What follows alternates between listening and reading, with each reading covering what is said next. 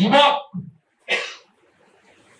তাদেরকে চিহ্নিত করে বলে এলেন ভোট আছে ফেব্রুয়ারি মার্চ এপ্রিলে, তার আগে এই হিন্দুদের কোমর ভেঙে দাও। আমাদের এখানে মাননীয় মুখ্যমন্ত্রী যেভাবে আন্তর্জাতিক খ্যাতি সম্পন্ন 3টি প্রতিষ্ঠান রামকৃষ্ণ মিশন, ইসকন এবং ভারত সেবাশ্রম সংঘ সম্পর্কে যে উক্তি করেছেন, সেই উক্তি বেদনা হতো, সেই উক্তি হৃদয় বিদারক।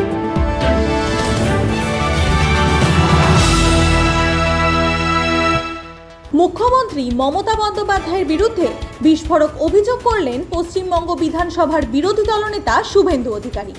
তার অভিযোগ, মুখ্যমন্ত্রী হিন্দুদের বিরুদ্ধে চক্রান্ত করতে বেলডাঙ্গায় গিয়েছিলেন।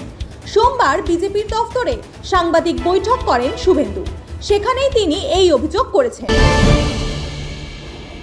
আমি আজকে প্রেস কনফারেন্স এই জন্য ডেকেছি যে মুখ্যমন্ত্রী গেছিলেন, হিন্দু পলায়নটা যেহেতু তার মিশন সাকসেস হয়নি,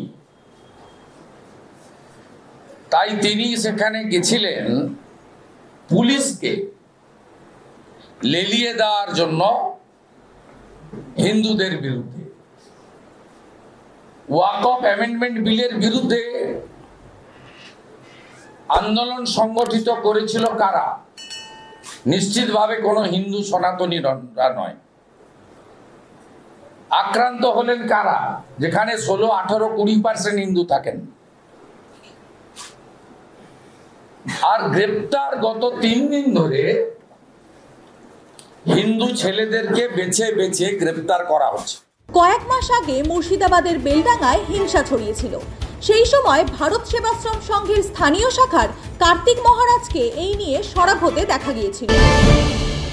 ইতিমধ্যেই সারা ভারতবর্ষে এবং বাংলার সমস্ত মিডিয়ার মাধ্যমে প্রচার হয়েছেন আমাদের এখানে মাননীয় মুখ্যমন্ত্রী যেভাবে আন্তর্জাতিক খ্যাতি সম্পন্ন 3টি প্রতিষ্ঠান রামকৃষ্ণ মিশন, ইসকন এবং ভারত সেবাশ্রম সংঘ সম্পর্কে যে উক্তি করেছেন, সেই উক্তি বেদনা হতো, সেই উক্তি হৃদয় বিদারক। সমস্ত মহাত্মা মঠ মন্দিরে তারা আহত যেমন হয়েছেন, লক্ষ লক্ষ আমাদের হিন্দু সমাজের মানুষ, বাঙালি মানুষ তারা আঘাতপ্রাপ্ত হয়েছেন।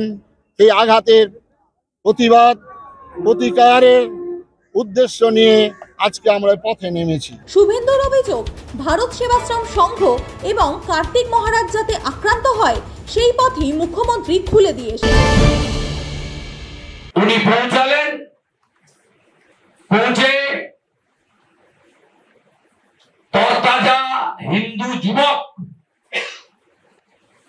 তাদেরকে চিহ্নিত করে বলে এলেন ভোট আছে ফেব্রুয়ারি মার্চ এপ্রিলে, তার আগে এই হিন্দুদের কোমর ভেঙে দাও।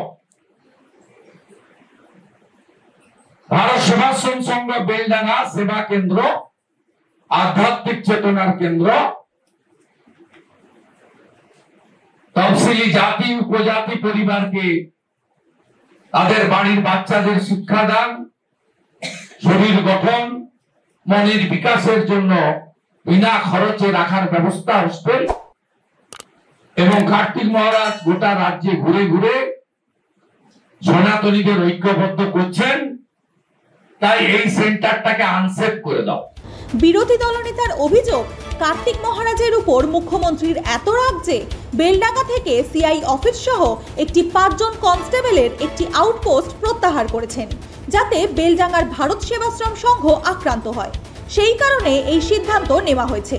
তার আরও অভিযোগ, বেলডাঙ্গায় মুখ্যমন্ত্রী গিয়েছিলেন সেখানকার হিন্দুদের উপর পুলিশি অত্যাচারের পরিকল্পনা করতে। 2002 আউটপোস্ট, 2010 সিআই অফিস তুলে দাও কলমের খোঁচায়। যে কোনো বাড়ি ছাড়তে গেলে টেনেন্সি অ্যাক্টে 2 মাসের নোটিশ দিতে হবে। এক্ষেত্রে যেহেতু রানীমা বলেছেন, সাহেবা বলেছেন, পশ্চিম বাংলার উজিরে আলা বলেছেন। তাই সঙ্গে সঙ্গে উনি থাকতে থাকতেই বহরমপুরে 5/5/2025 উঠে যাও ভারত সভা সংসদ আর হিন্দুদের ধরো।